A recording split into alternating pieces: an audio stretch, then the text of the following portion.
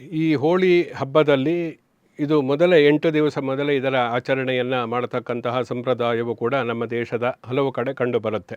ಹೋಳಾಷ್ಟಕ ಅಂತ ಹೇಳ್ತಾರೆ. ಅಷ್ಟಕ ಅಂತಂದರೆ ಅಷ್ಟ ಅಂದರೆ 8 ದಿವಸ ಅಂತ. 8 ದಿವಸ ಮೊದಲಿನಿಂದಲೇ ಹೋಳಿ ಹುಣ್ಣಿಮೆಯನ್ನು ಆಚರಣೆ ಮಾಡಿ ಆ ಮೂಲಕ ಹುಣ್ಣಿಮೆಯ ದಿವಸ ಈ ಹಬ್ಬವನ್ನು ಕೊನೆಗೊಳಿಸ್ತಕ್ಕಂತಹ ಕೆಲವೊಂದು ವಿಶೇಷ ಸಂಪ್ರದಾಯಗಳು ಕೂಡ ಉತ್ತರ ಪ್ರದೇಶ ಅಂತಹ ಕೆಲವೊಂದು ಪ್ರಾಂತ್ಯಗಳಲ್ಲಿ ಕಂಡುಬರುತ್ತೆ. ಇದರ ಉದ್ದೇಶ ಏನು?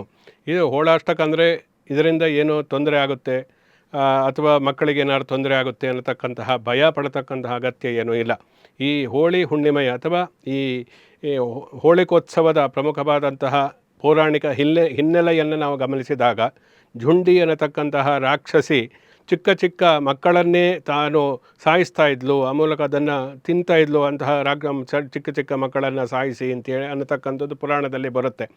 ಅವಳು ಈ ಮೊದಲಿನದ ಅಂದರೆ ಹೋಳಿ ಹುಣ್ಣಿಮೆಗೆ ಮೊದಲನೇ ಒಂದು 8 ದಿವಸಗಳಲ್ಲಿ ಅವಳ ಒಂದು ಆರ್ಭಟ ಏನಿದೆ, ಆ ಮಕ್ಕಳನ್ನು ಸಾಯಿಸ್ತಕ್ಕಂಥದ್ದು ಅದು ಜಾಸ್ತಿ ಆಗಿತ್ತು. ಯಾವುದೂ ಕೂಡ ಅಂತ್ಯಕಾಲದಲ್ಲಿ ಅವರ ಆರ್ಭಟ ಜಾಸ್ತಿ ಆಗತಕ್ಕಂಥದ್ದು. ಇದೇ ರೀತಿ ಆ ರಾಕ್ಷಸಿಯು ಕೂಡ ಆ ಮೂಲಕ ಅಟ್ಟಹಾಸವನ್ನು ಮೆರಿತಾ ಇದ್ದಂತಹ ದಿವಸಗಳು ಮೊದಲ 8 ದಿನಗಳು ಆಗಿರುವುದರಿಂದ ಚಿಕ್ಕ ವಯಸ್ಸಿನ ಮಕ್ಕಳಿಗೆ ಏನಾದರೂ ತೊಂದರೆ ಆಗಬಹುದು ಅನ್ನತಕ್ಕಂತಹ ಕಾರಣದಿಂದ ಆ ಸಮಯದಲ್ಲಿ ಹಿಂದಿನ ಕಾಲದಲ್ಲಿ ಮಕ್ಕಳನ್ನು ಜಾಸ್ತಿ ಹೊರಗೆ ಹೋಗುವುದಕ್ಕೆ ಅಥವಾ ಯಾವುದೇ ಆಟೋಟಗಳಲ್ಲಿ ಭಾಗವಹಿಸುವುದಕ್ಕೆ ಅದಕ್ಕೆಲ್ಲ ನಿರ್ಬಂಧವನ್ನು ಹಾಕ್ತಾ ಇದ್ರು. ಸನಾತನ ಸಂಸ್ಕೃತಿ, ಹಿಂದೂ ಧರ್ಮ, ಸಂಪೂರ್ಣ ಹಿಂದೂ ಧರ್ಮದ ಕುರಿತಾಗಿ ಧರ್ಮವಾಹಿನಿ ಚಾನಲ್ ವೀಕ್ಷಣೆ ಮಾಡಿ, ಸಬ್ಸ್ಕ್ರೈಬ್ ಮಾಡಿ, ಸಪೋರ್ಟ್ ಮಾಡಿ.